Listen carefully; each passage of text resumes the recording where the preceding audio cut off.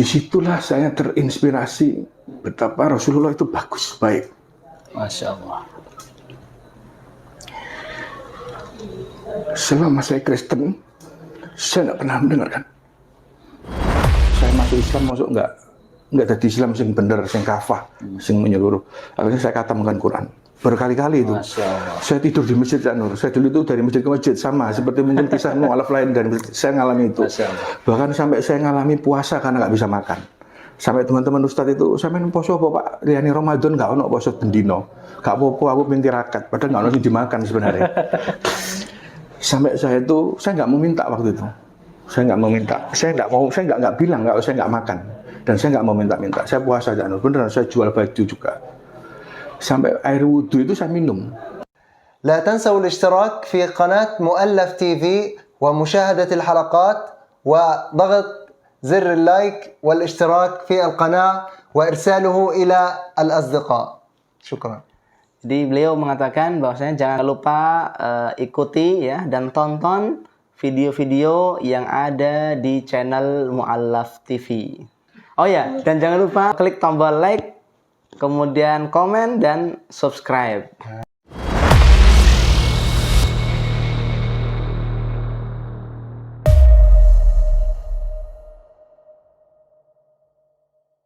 Bismillahirrahmanirrahim. Assalamualaikum warahmatullahi wabarakatuh. Bersyukur kepada Allah Subhanahu wa taala dengan mengucap alhamdulillahi rabbil alamin. Bersalawat kepada baginda Nabiullah Muhammad Rasulullah sallallahu alaihi wa alihi wasallam dengan mengucap Allahumma sholli ala Muhammad wa ala ali Muhammad. Pemirsa sahabat Mu'allaf TV dimanapun Anda berada, semoga dalam keadaan sehat walafiat, tak kurang suatu apapun. Jumpa lagi bersama saya Cak Nur di Mu'allaf TV, tentunya dengan tayangan yang inspiratif, informatif, dan edukatif. Di samping saya sudah ada narasumber yang insya Allah sangat menginspirasi, yang insya Allah akan berbagi kisahnya kepada kita semuanya. Tapi jangan lupa dukung terus channel ini dengan cara subscribe, like, komen, dan share, supaya konten ini terus berkembang dan bermanfaat untuk umat.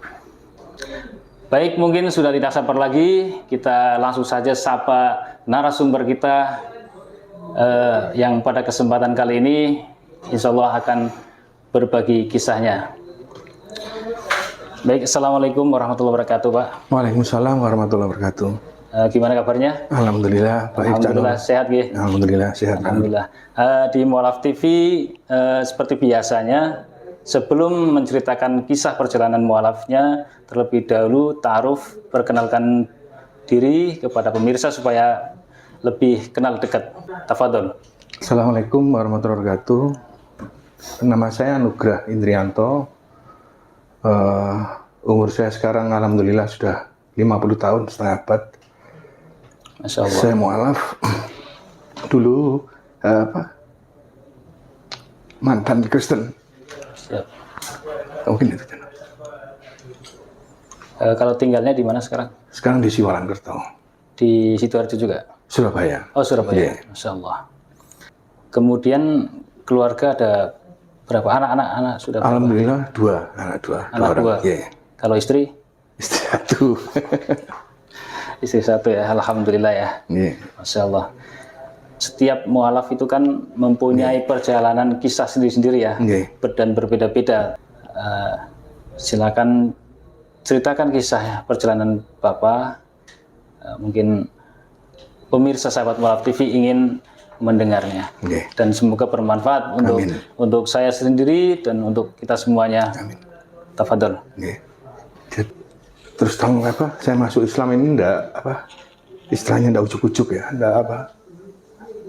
ya maaf, enggak kayak yang lain, maksudnya enggak karena didengarkan enggak suci Al-Quran atau apa, enggak.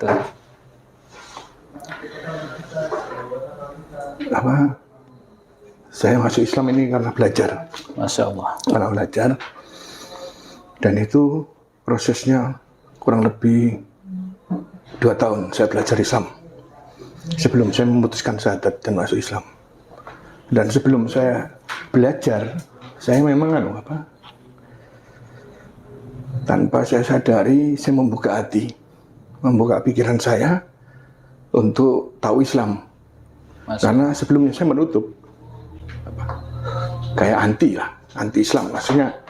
Karena memang di Kristen dulu istilahnya dogmatis pragmatis. Jadi di Kristen itu ada istilah doktrin. Dogmatis itu doktrin, pragmatis itu praktek. Jadi doktrinnya Tuhanmu itu Yesus dan itu Tuhan, harus kamu sembah. Prakteknya ya kamu harus ke gereja dan kamu harus menjalankan ritual-ritualnya. Dan itu dicekoi mulai saya kecil. Saya rajin sekolah minggu. Itu didoktrin oleh orang tua? Pendeta, orang tua dan pendeta langsung. Dan saya dulu tidak pernah telat ke gereja. Setiap minggu, hampir setiap minggu saya ke gereja dan saya selalu sekolah minggu. Mulai TK sampai ya TK. Kemudian saya dibaptis 2 kali. Karena tidak semua orang Kristen dibaptis 2 kali. Mungkin sedikit saya jelaskan. Di Kristen itu ada baptis bayi, baptis kecil. Saya menjalani itu, ya. Sejak lahir dibaptis oleh pendeta, diberi nama baptis. Kebetulan nama baptis saya Anugrah itu. Kalau Indrianto itu pemberian orang tua. Baptisnya itu namanya Anugrah. Ya. Wahyu itu untuk nabi dan rasul, kalau Anugrah itu untuk semua orang. Kalau pemahaman saya gitu. Jadi Anugrah itu di bawah Wahyu. Iya. Terus setelah saya dibaptis kecil tadi, saya teruskan saya baptis dewasa. Dewasa itu setelah akil balik. Saya mengalami CD, menjalani CD, itu pemantapan iman Kristen. Dan itu tidak semua orang remaja Kristen mengikuti itu. Kadang nggak ikut karena itu tidak dipaksakan. Saya sudah baptis dewasa. Setelah itu saya menjalankan Kristen dengan sebaik-baiknya. Dan saya sangat taklid terhadap orang tua saya. Artinya saya dilahirkan Kristen dan saya mengikuti agama orang tua saya sampai saya dewasa. Sampai saya menikah. Kemudian dulu saya waktu Kristen itu takut kalau ke masjid. Jangankan kok di teras, saya lewat aja saya takut.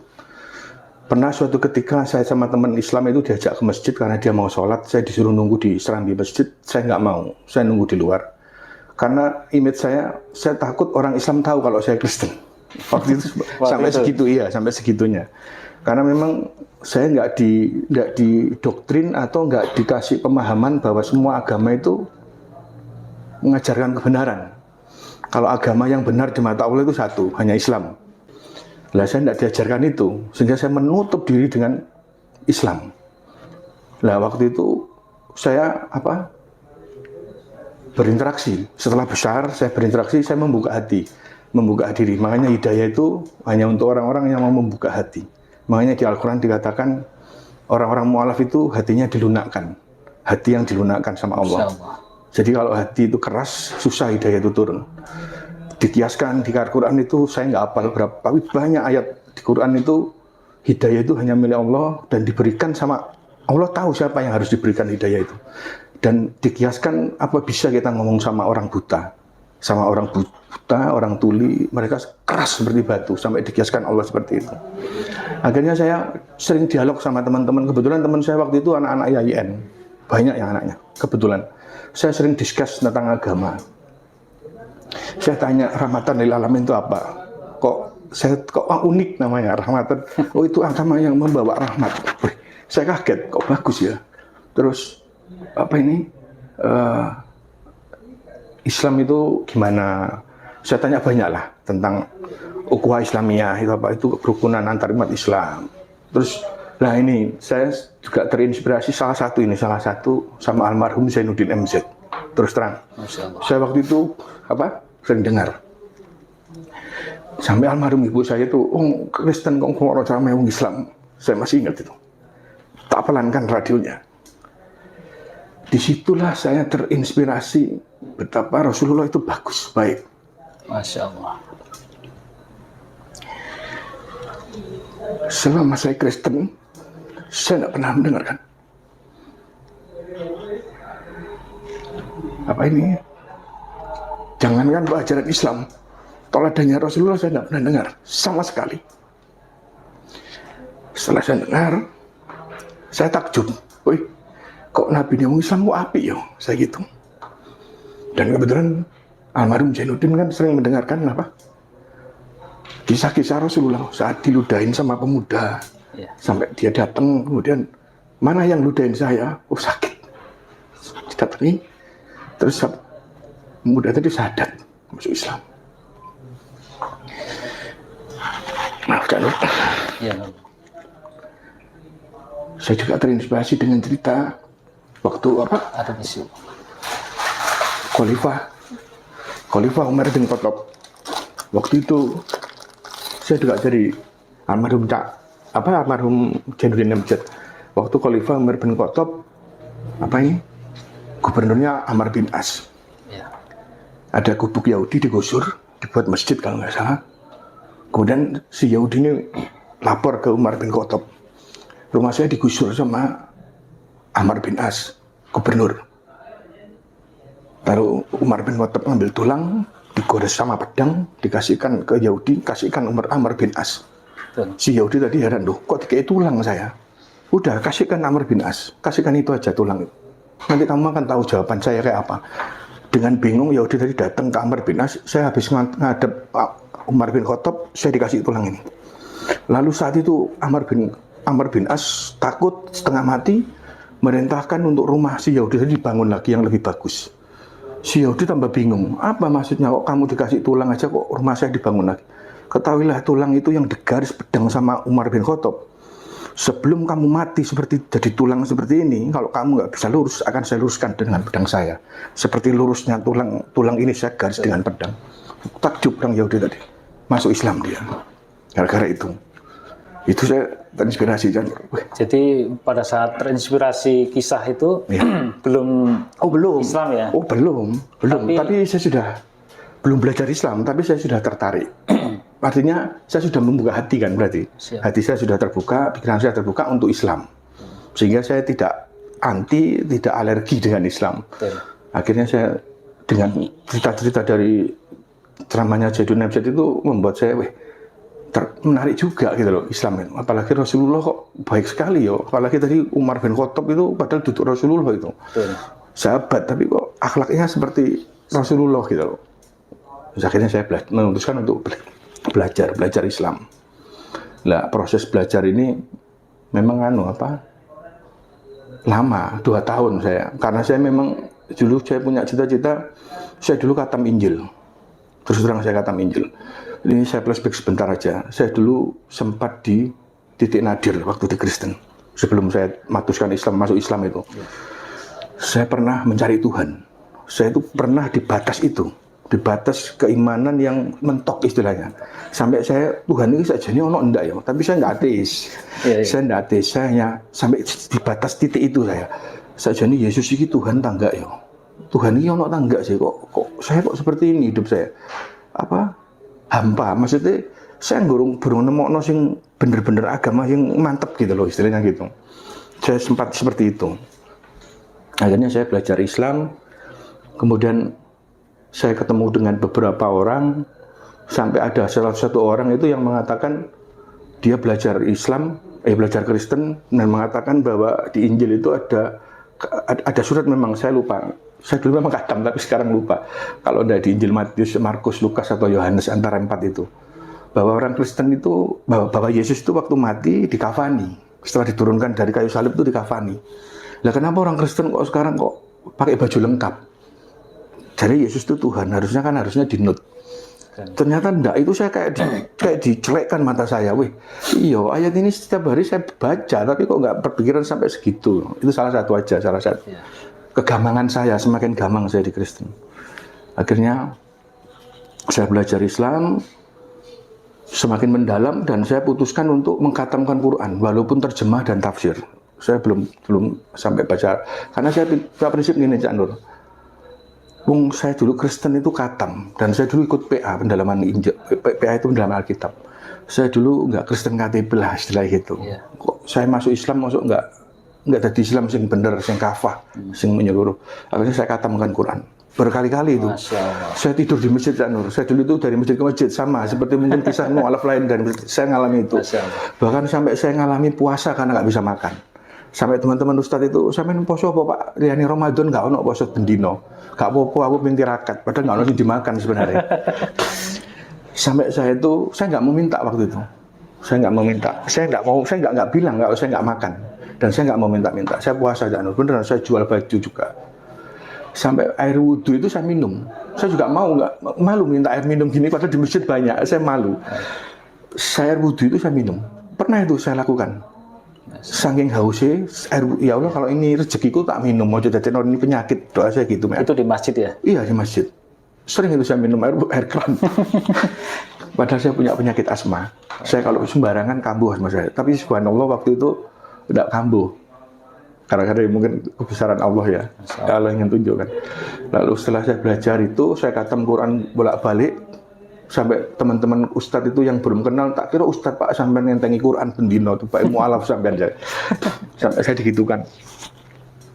Setelah saya khatam Quran, saya semakin mantap akhirnya saya syahadat di Masjid Al-Falah, Darmo. Masya Allah. Saya syahadat waktu itu kalau nggak salah saya lupa harinya, mungkin kalau nggak Senin Jumat menjelang duhur.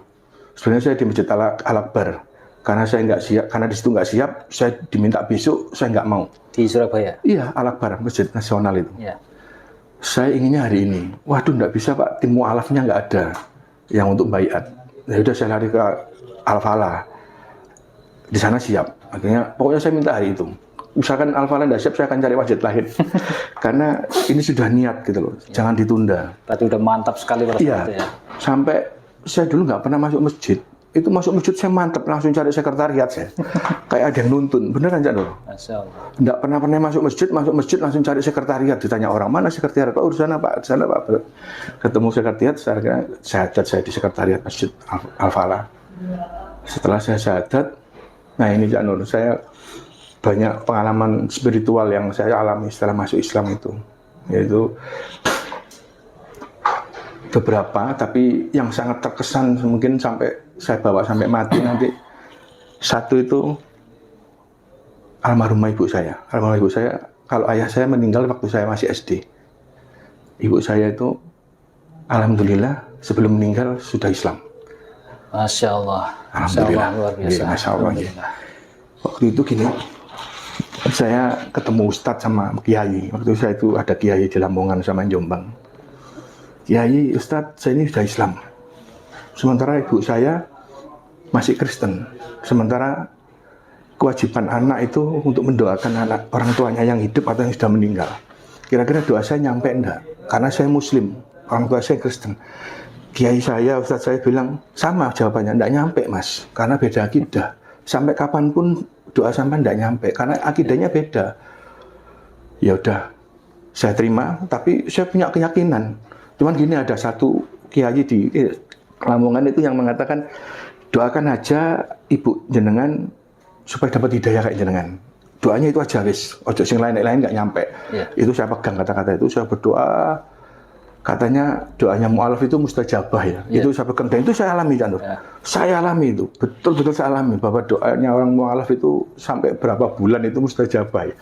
Salah satunya ibu saya itu. Saya doa sebulan persis. Nggak ada angin, nggak ada hujan, ibu saya minta ke saya antaran ke masjid mau syahadat. Saya langsung sujud syukur. Ibu saya bingung, lapo kok sampai nanti sujud bareng. Saya wis nadar Bu, sampai masuk Islam saya sujud. Saya bawa ibu saya ke masjid, syahadat. Alhamdulillah. Jadi sebelum meninggal saya sudah bisa membawa ibu saya. Saya tidak mempengaruhi loh Janur. Sedikit pun saya tidak mempengaruhi. Kekuatan saya hanya doa. Nah ini sama ini. Ini mungkin pesan untuk teman-teman Islam. Nggak sabar itu sudah. Ikhlas sudah. Mungkin satu yang sampai saya sekarang jujur saya jarang tawakal. Makanya orang-orang Islam itu orang-orang yang berserah diri. Nabi Ibrahim alaihissalam itu orang yang lurus. Beliau itu orang yang berserah diri. Makanya Nabi Ibrahim itu sebenarnya Muslim. Bukan orang Yahudi, bukan Nasrani. Walaupun Yahudi Nasrani mengklaim itu nabi dia, itu bapak dia. Dulu di Al-Quran dikatakan orang-orang beriman itu sebenarnya dulu pengikut Nabi Ibrahim alaihissalam itu Muslim. Karena Nabi Ibrahim kan ajarannya lurus dan berserah diri, tawakal, pasrah. Karena ilmu pengetahuan mereka bersengketa. Menyebutlah mereka Yahudi dan Nasrani. Sebenarnya seperti itu. Awalnya dia Muslim semua dulu. Secara nggak langsung sebelum Rasulullah hadir dan diturunkan Islam. Lah tawakal ini Cak Nur yang sampai sekarang saya kadang dokseren, kadang pas kadung pasrah betul, doa kita dijabah. Insya Allah. Itu bukan kata siapa-siapa. Saya yang alami, saya saksinya, saya yang alami. Pasrah ini yang susah. Bagaimana kita bisa pasrah sama Allah? Pasrah yang sepasrah-pasrahnya loh. Sampai saya punya cerita sendiri, saya ngarang sendiri. Ada ulama, ini sedikit cerita aja tentang pasrah. Ada ulama dimintai doa hujan oleh orang satu desa. Kemudian ulama itu sanggup, baik gitu besok ketemu ke lapangan, kita doa hujan, minta hujan. Karena bertahun-tahun nggak hujan. Seluruh desa datang di tempat lapangan itu, dan ulama itu memandang semua orang satu desa. Sebelum berdoa, ulama tadi langsung ngomong gini, kayaknya kita nggak dikabulkan doa kita. Percuma kita berdoa, kita pulang lagi aja. Loh kenapa Kiai? Kan kita sudah sepakat untuk doa. Iya, karena nggak akan dikabulkan. Loh kenapa kan belum berdoa? Karena sampean yang hadir di sini nggak ada yang bawa payung. Berarti kan nggak yakin kalau akan nanti doa kita dijabah. Kan kita minta doa, minta hujan. Kalau sampean tawakal pasti sanggup payung. Pasti dijabah, tangguh payung ah. Buktinya satu pun nggak ada yang bawa payung. Berarti satu pun nggak ada yang pasrah sama Allah, nggak ada yang tawakal. Udah pulang aja. Itu doa, itu cerita sih. Citra betapa tawakal itu seperti itu. Seperti itu. Akhirnya saya lanjutkan cerita saya tadi. Setelah ibu saya masuk Islam, ada kejadian lagi Cak Nur yang itu membuat saya semakin mantap di Islam. Dan itu kayaknya, ya pernah sih, alhamdulillah beberapa kali saya alami itu. Maksudnya sholat sampai nangis. Padahal saya pingin setiap sholat itu nangis. Karena nikmat, ternyata nikmat. Waktu itu saya masuk Islam itu gak pede saya sholat di masjid. Waduh, kok roh kabeh. Saya selalu gitu, roh aku ki wong Kristen. Maaf, terpotong itu jeda berapa tahun akhirnya sholat di masjid? Mungkin setelah saya syahadat, mungkin 2-3 bulan ya, saya lupa. Belum, nggak ada sampai setahun ya? Oh, enggak. Waktu itu saya kalau diajak ke masjid, saya nolak. Masih malu-malu? Iya. Waduh, aku gak pede. Kok ron aku wong Kristen. Salah apa ya apa sampean? Memang sampean nolak label salib ta. Sampai rumung sampean mantan Kristen. Akhirnya saya dipaksa. Bener itu Cak Nur. Saya dipaksa sama teman-teman ustaz. Dikawal ae. Iki dikawal ae masih kok iki. Ngomong iki dikawal ae. Dikawal bener Pak, saya dikawal itu Cak Nur. 4-5 orang ustaz, teman ustaz. Sholat jamaah pas hari Jumat. Jadi saya sholat jamaah, sholat Jumat. Saya benar-benar dikelilingi itu sama teman-teman. Karena benar-benar saya nggak mau. Ustaz ayo, sampai saya akhirnya dikepung. Saya dikepung. Bahasanya saya dikepung. Ben saya pede gitu, sholat jamaah. Saya sholat Jumat. Waktu itu saya nangis Cak Nur. 2 rakaat itu saya nangis sejadi-jadinya. Betul-betul saya nangis sampai terakhir sholat itu saya sampai nangis. Sampai air ingus itu keluar semua. Terus teman-teman tuh bingung setelah sholat. Lapo Pak, sampean lapo Mas kok sampai kok ngono nangis sampai ngguguk. Iya, koyo ono suara, bukan suara, ndak tahu lah pokok gini di hati saya itu kayak gini. Kamu tak kasih kesempatan ya, kayak ada suara seperti ini. Kamu tak kasih kesempatan, tak kasih tobat. Saiki tobat sebelum nyawamu tak ambil. Kamu 30 tahun lebih, saya memang waktu masuk Kristen itu ya, masuk Islam itu 32 kalau nggak salah umur saya. Sudah tua sebenarnya. Terus pas ini artinya wis tuwuk saya di Kristen. Makanya saya kalau kristologi saya mantep. Insya Allah saya paham. Udah matang di Kristen. Akhirnya saya nangis kayak ada suara gini, kamu mumpung masih hidup, tak kasih kesempatan untuk bersujud.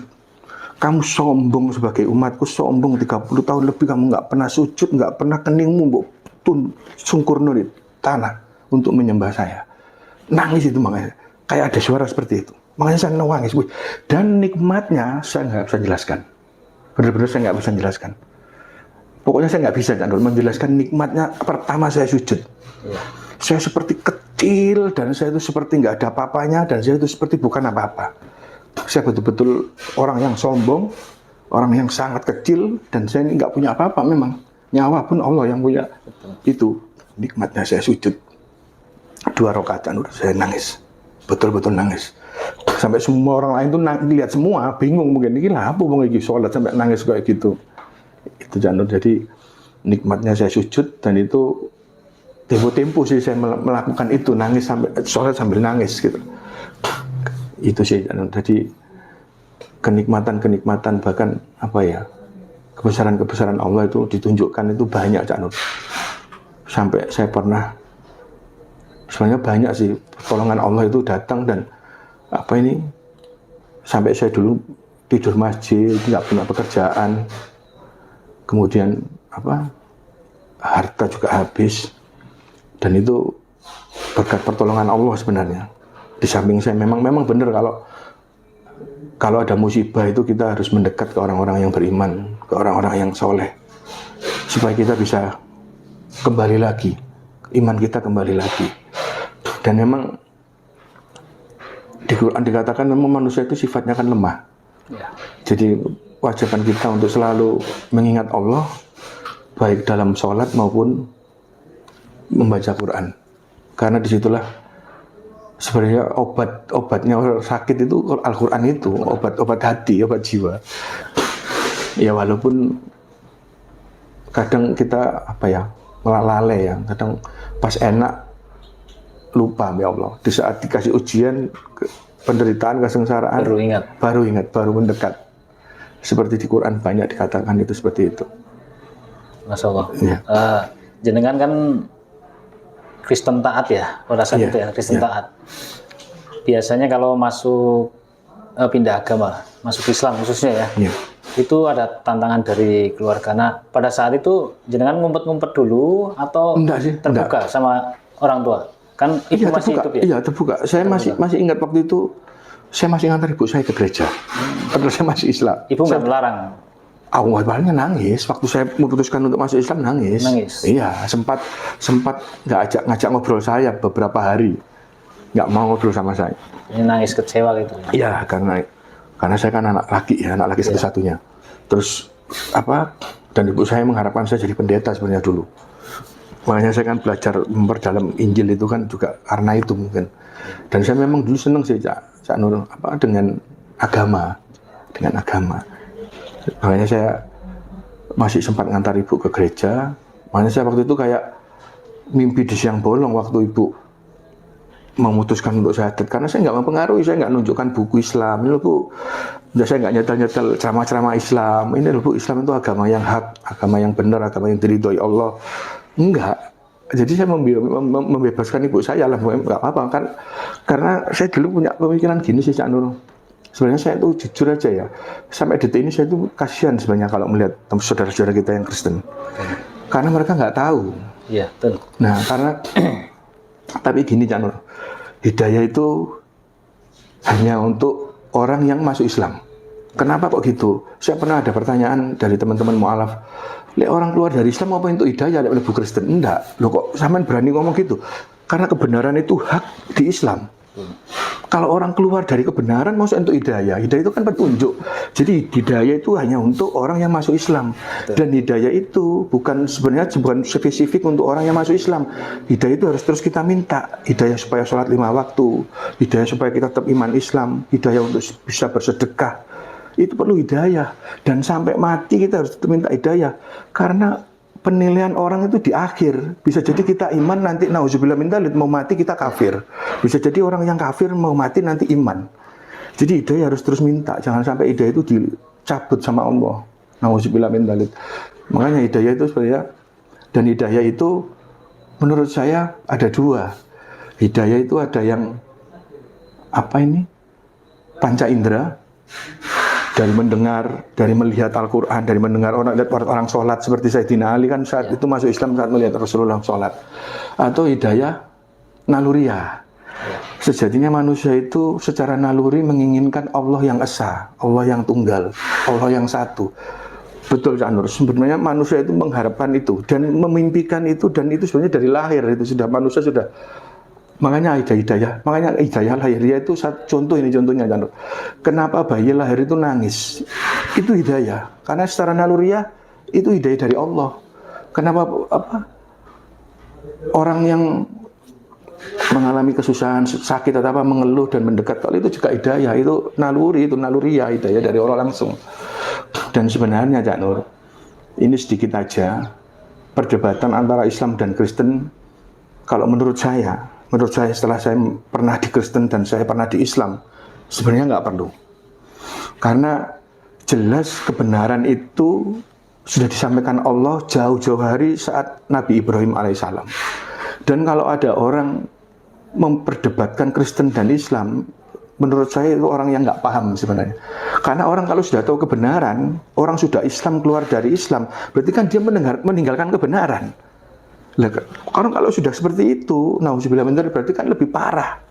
Kecuali orang yang belum tahu kebenaran, betul-betul belum tahu, dia taklid mengikuti agama orang tua mulai kecil, diperdengarkan kebenaran itu dan dia pindah, lah itu alhamdulillah.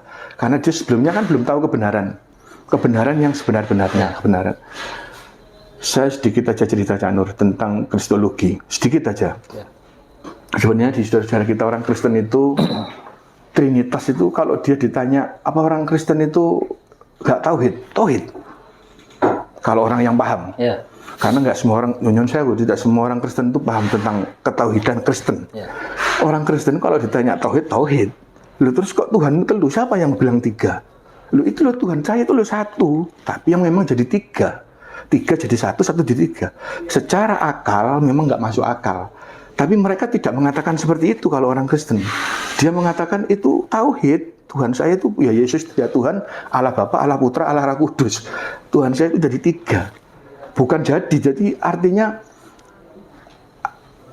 Allah itu turun ke dunia itu berupa firman, berupa wujud Kristus, Yesus itu. Jadi kalau itu dipertentangkan, pilihannya sebenarnya cuma 2. Kamu menyembah tauhid yang Kristen atau tauhid yang Islam. Kalau saya seperti itu setelah saya menjalani Kristen dan Islam. Karena kalau di Kristen itu sebenarnya nggak perlu dipertentangkan.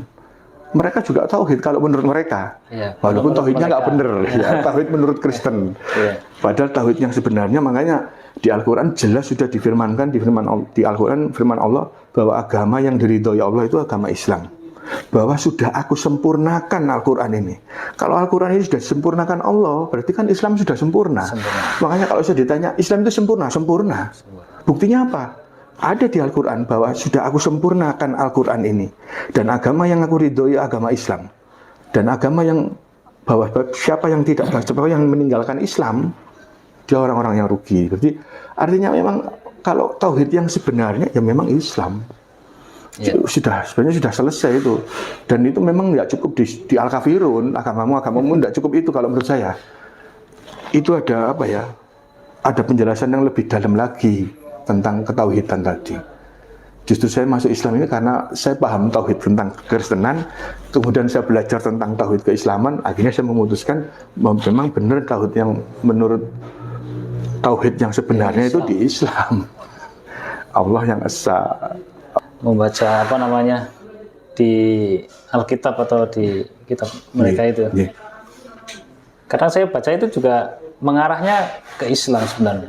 Kayak macam Yohanes 3:30 ya, 5:30. Itu kan kata-katanya kan saya tidak bisa berbuat apa-apa melainkan kehendak Allah, ya kan? Berarti kan saya hanya seorang utusan itu kan. Loh, tapi gini Kak Nur, kalau itu ayat itu kita tunjukkan ke orang-orang Kristen dan Katolik, tidak serta-merta mereka akhirnya meninggalkan agama mereka. Kembali lagi, karena jadi gini, Cak Nur, Kristen Yesus itu suatu ketika jadi Allah, suatu ketika jadi manusia. Nah, 100% manusia, 100% betul. Tuhan. Itu yang dipegang kuat sama mereka, dan itu mereka menganggap itu tauhid mereka, tauhidnya di mereka itu. Kalau minta penjelasan, imani saja. Ya betul. Doktrinnya kan seperti itu. Iya, makanya banyak kalau saya lihat dialog-dialog debat-debat itu kan, ya memang di Injil nggak ada sih Yesus mengatakan sembahlah aku Tuhan, nggak ada memang, nggak ada. Tapi siapa yang melihat Allah, dia melihat aku. Nah, seperti itu. Tapi itu kan tafsir. Nah, multi tafsir akhirnya nanti kan macam-macam. Dan itu yang menafsirkan 12 murid Yesus. Yang itu di Al-Quran disebut Hawariyun, para pengikut Nabi Isa alaihissalam, para penjaga. Ingin selamat harus mengakui aku. Ya, penjaga. Ya, penjaga. Sebenarnya sama. Kalau di Islam juga ingin selamat ya harus mengikuti teladannya Rasulullah. Betul. Ya kan? Tapi bukan berarti Rasulullah itu Tuhan. Betul. Ya. Terus selama masuk Islam, ada nggak sih ujian-ujian yang paling berat di situ? Ada, Janur. Banyak sebetulnya. Ya termasuk meninggalnya almarhumah ibu saya. Kemudian saya kehilangan pekerjaan, kehilangan harta. Tapi saya menemukan dulu saya waktu Kristen itu kayak eman gitu sama harta. Tapi alhamdulillah begitu saya masuk Islam, saya sedikit pun saya nggak merasa, istilahnya nggak kayak dulu gitu. Artinya sama harta itu ya udahlah, itu milik Allah kok. Bahkan jasad dan nyawa ini juga milik Allah. Kita ini sebenarnya di dunia ini nggak punya apa-apa. Untuk apa sih kita mempertahankan yang bukan milik kita, termasuk harta, termasuk anak-anak, istri. Itu kan juga kita juga harus siap-siap untuk ditinggalkan mereka, karena mereka juga bukan milik kita utuh seluruhnya, enggak kan. Banyak Cak Nur, kalau ujian-ujian itu banyak. Ujian, bahkan saya mendapat ujian dengan kehilangan pekerjaan dan harta benda itu, saya sampai sempat di titik nadir juga. Iman saya sampai jatuh di tingkat paling bawah. Sampai makanya saya menemukan ayat di Al-Quran bahwa ada orang itu beriman itu seperti di tepi. Saya lupa ayatnya, tapi itu saya ingat terus, akan selamanya saya ingat, karena itu yang menguatkan iman saya waktu saya jatuh, bahwa ada orang itu beriman di tepi, yaitu saat dia mendapatkan ujian, tantangan, rintangan, dia menoleh ke belakang, artinya kembali murtad. Dan setelah saya membaca asbabun nuzul dan tafsir, ternyata ayat itu diturunkan oleh Allah Subhanahu Wa Taala gara-gara ada orang Yahudi yang masuk Islam. Tadinya kaya, dia jadi miskin. Kemudian si Yahudi ini mendatangi Rasulullah SAW. Ya Rasulullah, aku ini udah masuk Islam, dulu kaya, sekarang kok aku miskin? Caranya gini, nggak orang masuk Islam. Rasulullah waktu itu bingung, belum sempat jawab. Iya kok, ya ujiannya kok abad teman orang ini. Belum sampai Rasulullah menjawab, orang ini dibuat buta sama Allah SWT. Karena kekufurannya aja, dia kufur nikmat kan. Sudah diberi kebenaran, sudah diberi sehat, diberi hidup, masih seperti itu, mengutuki Allah seperti itu, dibuat buta. Semakin bingung Yahudi tadi, datang lagi ke Rasulullah. Ya Rasulullah, saya wis miskin, saya buta. Kok ini ujianku tambahan? Turunlah ayat itu. Saya membaca asbabun nuzulnya seperti itu, bahwa ada orang yang beriman itu seperti di tepi. Di tepi itu kan nggak di tengah, berarti di tepi itu nggak 100% imannya sebenarnya. Begitu untuk ujian, tantangan, rintangan, penderitaan, kesengsaraan, dia menoleh ke belakang, maksudnya menoleh ke belakang itu murtad, kembali ke agama. Dan Yahudi itu akhirnya kembali ke agama yang lama, gara-gara diuji seperti itu. Bahkan di Al-Quran juga dikatakan, jangan engkau mengharap surga sebelum engkau menderita, mendapat ujian, penderitaan, kesengsaraan seperti orang-orang sebelum engkau. Artinya seperti Nabi dan para Rasul. Rasulullah dan para Nabi-Nabi kan juga diuji seperti itu. Ya. Pada saat masuk Islam itu kan sepanjang perjalanan hidayah istilahnya ya, yang akhirnya memutuskan masuk Islam itu Pak di titik mana? Setelah saya paham tentang Islam. Setelah paham, berarti akumulasi keseluruhannya. Betul. Akumulasi setelah mendengarkan semua kebenaran Islam. Betul. Setelah saya tahu tentang Islam, tahu tentang teladannya Rasulullah SAW, tentang semua tentang Islam, baru saya memutuskan untuk masuk Islam. Masya Allah. Makanya saya jadi, ya mohon maaf, tadi kembali lagi, hidayah itu macam-macam memang, ada yang naluriah, ada yang panca indera, jadi nggak tahu saya kategori yang mana hidayah saya. Jadi hidayah itu memang apa ya, ada yang bisa diberdengarkan ayat Al-Quran, dia masuk Islam, seperti Umar bin Khattab kan juga seperti itu, diberdengarkan Al-Quran, dia masuk Islam. Seperti Irene Handono juga gitu, dia nggak sengaja baca Alkitab, masuk Islam. Memang macam-macam hidayah. Ya, yang bisa saya tarik kesimpulan, Cak Nur, selama orang itu menutup hati dan pikiran, hidayah itu susah. Pertama. Yang kedua, orang itu harus di tingkat tertinggi dalam beriman. Karena waktu itu saya sangat antusias dalam beragama Kristen. Sampai saya dulu mata untuk melihat Injil, telinga untuk mendengar khotbah-khotbah pendeta. Kurang apa? Saya mengurung diri sampean. Beneran itu, Cak Nur. Intinya saya ingin menguatkan iman saya. Nah, orang harus seperti itu. Ini yang kedua, salah satu. Orang harus seperti itu, bisa mendapat hidayah orang yang seperti ini. Jadi orang yang sangat, makanya saya nggak heran sama sekali kalau ada pendeta, romo, pastor masuk Islam. Karena dia tingkat keimannya sudah tinggi. Orang yang seperti itu mudah mendapat hidayah malahan. Ya. Justru yang orang, orang yang imannya biasa-biasa agak susah. Ya. Karena hidayah itu kan menyangkut kebenaran akan Allah ya. Betul. Kalau dia nggak memperdalam tentang itu, susah nanti hidayah itu akan masuk. Betul. Yang kedua, dan yang ketiga memang kita harus di samping membuka hati, membuka pikiran, kemudian bergaul. Jangan membatasi pergaulan. Sampai sekarang Cak Nur, saya itu juga bergaul dengan teman-teman Islam manapun. Artinya dari golongan dan kelompok manapun. Karena saya juga nggak ingin sih menjadi Islam yang di kotak-kotak. Begitu juga, makanya ini sedikit sih mungkin dari saya. Jadi pengetahuan itu beda dengan kepercayaan. Orang percaya itu beda dengan orang tahu. Seperti itulah perpecahan yang sekarang terjadi. Orang yang sudah tahu, mendapat pengetahuan, dia bisa mengesampingkan kepercayaan. Sehingga timbullah perpecahan di beberapa agama, termasuk di Islam. Angin itu tidak tampak. Kita kan tidak bisa melihat angin. Ini ilustrasi Cak Nur. Ya. Tapi kita bisa merasakan keberadaannya. Seperti itulah Allah. Kita nggak tahu, tapi kita percaya Allah ada. Tapi kita tahu keberadaan Allah. Dengan apa? Kebesaran Allah, mujizat Allah. Itu. Jadi konteks percaya dan tahu, kepercayaan dan pengetahuan itu beda. Tapi ini harusnya mendukung. Bukan saling. Nah, kebanyakan orang kalau sudah mendapat pengetahuan, sudah tahu, mengesampingkan rasa percaya atau kepercayaan itu. Akhirnya timbul konflik, timbul perpecahan. Ya. Mungkin itu Cak Nur. Sekarang aktivitasnya apa? Alhamdulillah saya di relawan Dompet Quran, juga di relawan Mu'alaf Center, Jawa Timur. Insya Allah. Pak Anugrah, cita-citanya ke depan itu apa?